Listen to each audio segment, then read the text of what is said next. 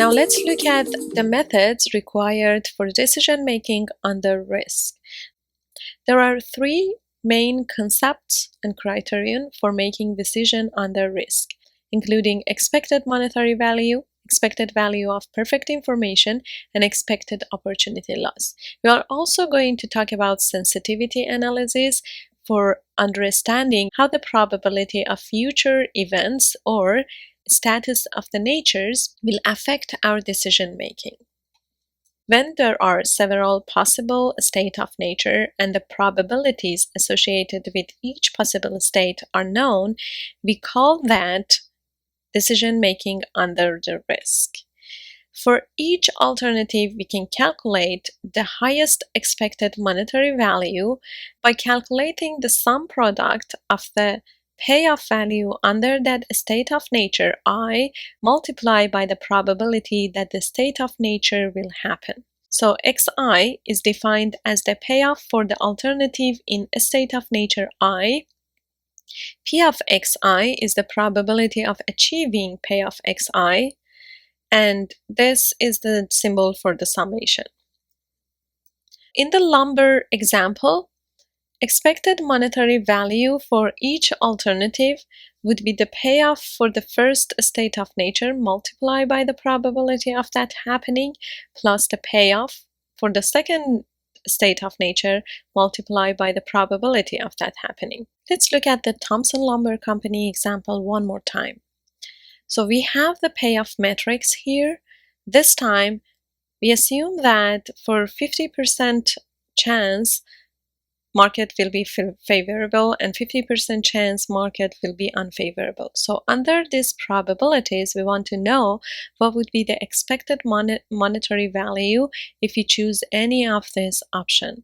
So the expected monetary value is the sum product of the payoffs by the probabilities. So for the first option, the expected monetary value would be 50% of the time we gain 200K, and 50% of the time we may lose 180. That gives me $10,000.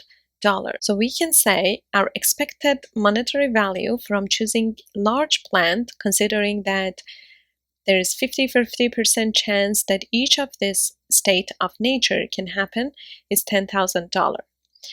Similarly, if we construct a small plant, there is 50% chance that we make 100K, and also there is 50% chance that we lose 20K. If I calculate the weighted average of these two payoff by considering these probabilities, we can get 40K as the expected monetary value, 50% of 100K plus 50% of minus 20K. And for doing nothing, our expected monetary value is 0. So now among this option, we choose the highest expected monetary value as our choice. That would be 40,000 because this is our gaining for selecting a small plant. Now let's assume that instead of considering the probabilities for the state of nature, we have a wizard who can tell us what will happen in the future, but we need to pay to get that information. How much we are willing to pay for that information if there is that possibility, and does it worth to pay for the information or just simply use the EMB value to select our option? This is a dilemma that we want to solve when we are dealing with the decision making under risk. The amount of money that we are willing to pay the wizard for the information is called expected value of perfect information. In reality, this wizard is the marketing sector in our company that we need to invest on. We need to hire people so they can do the search for the market and gives us the probabilistic information about the future of the market. Expected value of perfect information places an upper bound on what you should pay for additional information. We calculate the expected value of perfect information using this equation, equals to expected value with perfect information minus the expected monetary value. We already learned how to calculate EMB Let's see how we calculate expected value with perfect information. EVWPI is the long-run average return if we have the perfect information. So while EVPI tells you the value of the information, EVWPI shows the potential benefit if you had the information. So basically, for EVWPI, we want to know what is our decision and what would be our best payoff if we had the information. So is the sum product of best payoff in each state of nature multiplied by the probability of the state of nature. So let's look at the Thomson Lumber Company example again. This time, Wizard proposed to sell us the information for $65,000. Let's see if paying this much money to the Wizard makes economically sense and it's beneficial for our decision making. First of all, we need to calculate the EVPI, expected value, for perfect information. Previously, we had the EMV calculated. Now let's calculate the expected value with perfect information. So if we knew that market is favorable, then our best decision would be building a large plant, right? And this is our best possible payoff. And if we knew that market is unfavorable, then the best decision is doing nothing and the best payoff would be zero. The average of these two, considering the probability of 50%, is 100K. So that would be the EVWPI. This is the expected value or the average value if we had the perfect information, if we know what's happening. Now EVWPI is 100K, maximum EMV is 40K, and the difference between these two gives us the amount of money, maximum amount of money that we need to pay to get the perfect information. So 100K minus 40K is 60K. Basically, as the manager of the company, you should not pay more than $60,000 to the Wizard to get the information, because without this information, you're still making 40K. If you have the information, you're making 100K. So the difference between the best outcome if you had the perfect information and the best outcome if you don't have the perfect information is $60,000. So since the Wizard asking for $65,000 and it's more than what it's worth, the company decided not to pay to the Wizard and go with the EMV option. Next method is expected opportunity loss. This is similar to the regret table in decision making under uncertainty. However, here we are incorporating the probability of the state of natures. So expected opportunity loss is the cost of not picking the best solution, same concept as the regret. First step is constructing an opportunity loss table, and for each alternative, multiply the opportunity loss by the probability of that loss for each possible outcome and add these together. So we are going to calculate the expected opportunity loss for each alternative J. Lij is the payoff action J under event I or state nature of I, and Pi is the probability of the state of nature I occurring. Minimum EOL will always result in the same decision as maximum EMV. So either using EMV for finding maximum expected monetary value or using EOL for finding the minimum opportunity loss. These two should give us the same decision under risk. Also, minimum EOL will always equal to expected value of the perfect information. Back to the Thomson Lumber Company example, let's calculate the opportunity loss. Well, the steps are almost similar to constructing a regret table. Here, If the state of nature is favorable, the maximum or the best payoff is 200K. And if we choose to build a large plant, our opportunity loss would be zero because we have already chosen the best payoff, 200K minus the 200K, the opportunity loss is zero. Again, similar to the regret concept. If we go with constructing a small plant, the expected opportunity loss would be 100K. We could have chosen large plant for earning 200K, but we are earning 100K, so opportunity loss is $100K. And if we do nothing, the opportunity loss would be 200K. Similarly, under unfavorable market, if we construct a large plant and market is unfavorable, then the opportunity loss is 180 because we could have lose nothing, but now we are losing 180K, so opportunity loss is 180 or lost investment. If we construct a small plant, opportunity loss would be 20K, zero, the best payoff, minus whatever we are losing is 20K as the lost money or lost investment. And for do nothing, the opportunity loss is zero. So here, the EOL is the weighted average of this opportunity loss. 50% of the time, the opportunity loss is zero, and 50% of the time, the opportunity loss is 180. So the average 50% of zero plus 50% of 180 is 90. For constructing a small plant, the EOL would be 50% of 100K plus 50% of 200K EOL. The average or the weighted average would be 60K. For doing nothing, 50% of the time, EOL is 200K and 50% of the time it's zero. So the weighted average is equal to 100K. So among this EOL, we choose the minimum expected opportunity loss, which is 60,000, and the option that we need to choose is constructing a small plant, because this choice will minimize the expected opportunity loss. When we are considering probabilities for each state of nature, we can do some sensitivity analysis based on the value of the probability.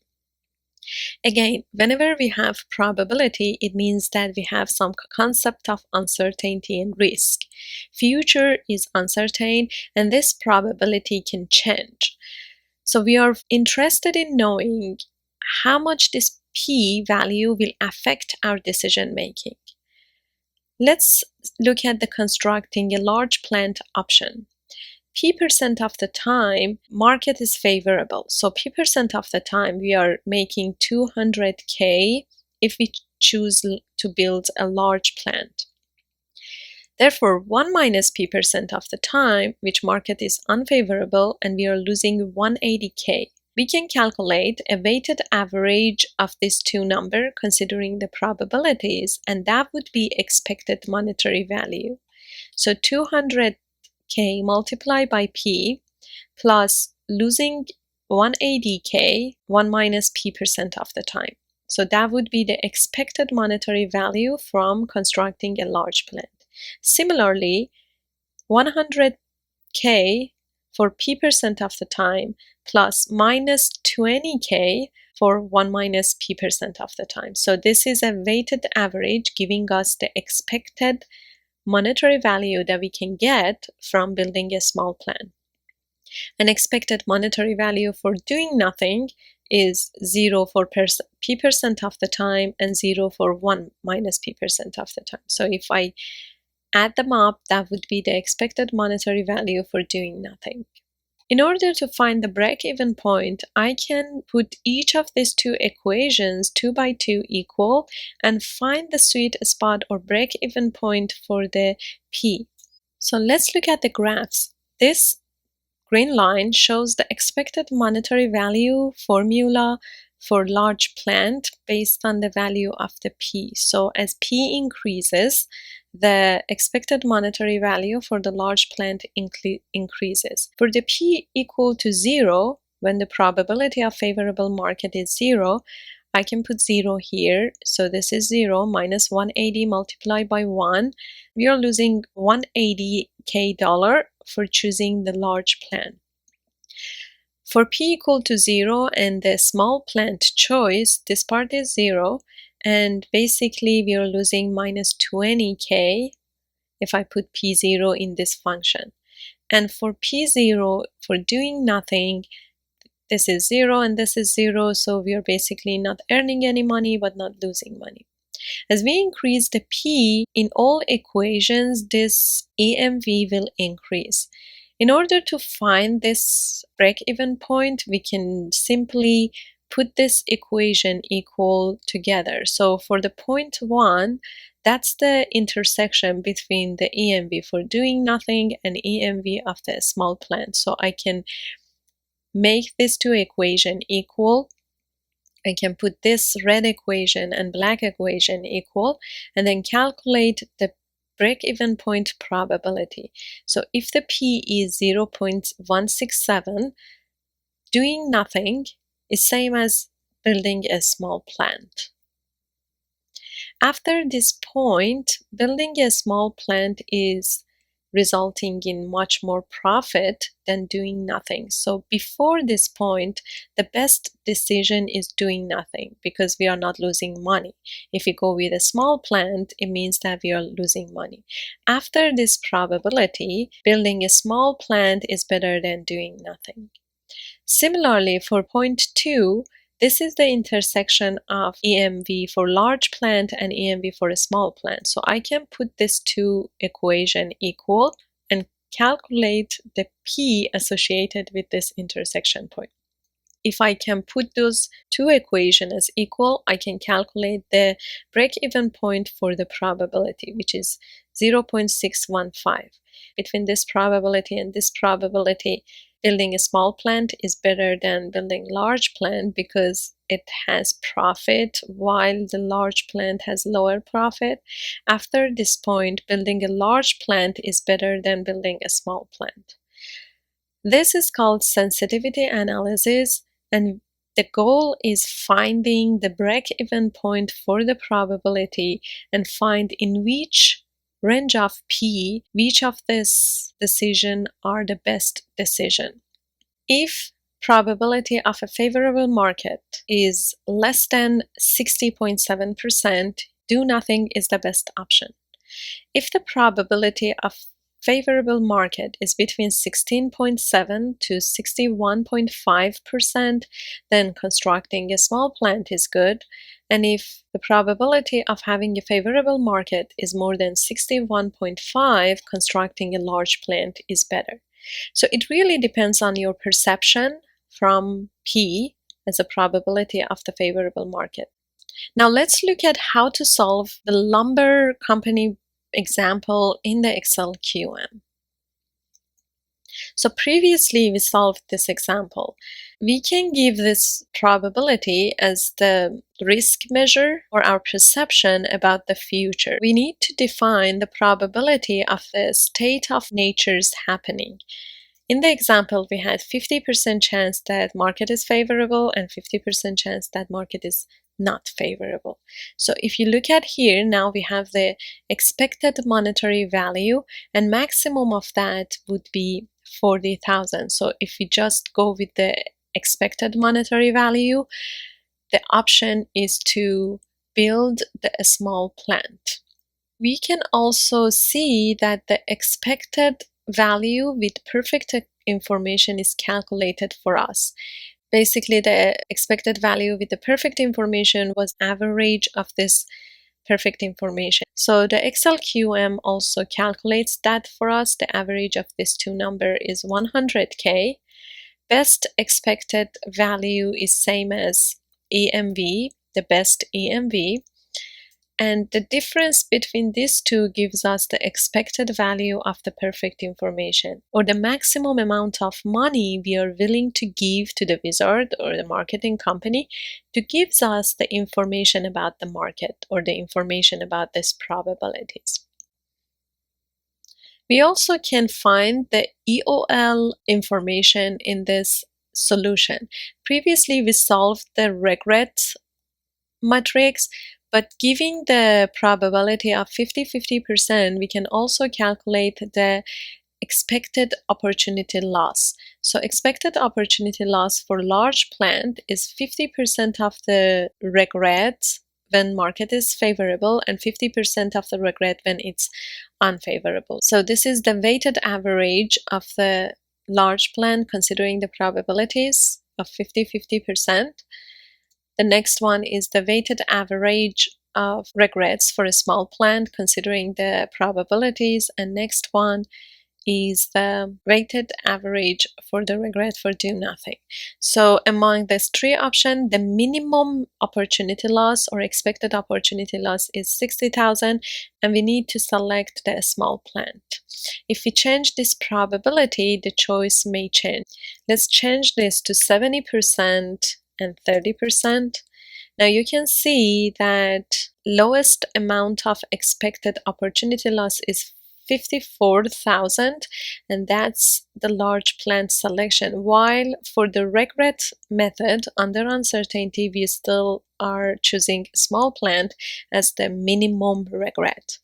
These numbers are different from minimum regret because now we are dealing with the probabilities and the risk of the choice. I'm going to copy paste the graph that we had from the slides here.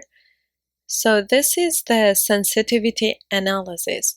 Let's look at this probability. If I put the probability of favorable market as 60% and this as equal to 1 minus 16%, 84%, you can see that our choice should be do nothing. So here, do nothing has the minimum expected opportunity loss. That would be our choice. So since 16% is less than this value, 0.1, our choice is do nothing.